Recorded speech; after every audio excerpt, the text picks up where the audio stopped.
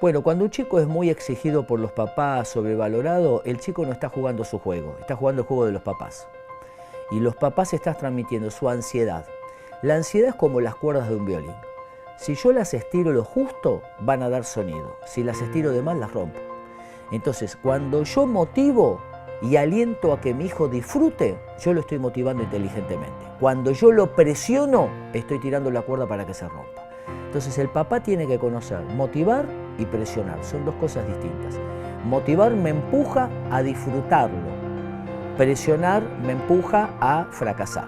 Cuando Gaudio tiró la raqueta, dijo en el famoso partido, qué mal la estoy pasando. ¿Qué le pasó? No pudo jugar, no podía divertirse.